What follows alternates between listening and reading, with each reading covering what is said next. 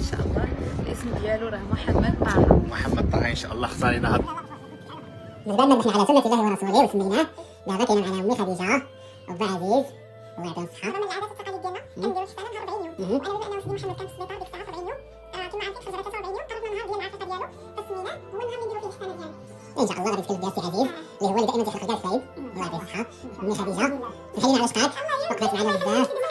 الله يحفظ كاع الناس اللي دعوا معنا واللي وقفوا معنا ودعوا. شو وجدت لينا الا ممكن امي خديجة تقول لنا شي حاجة.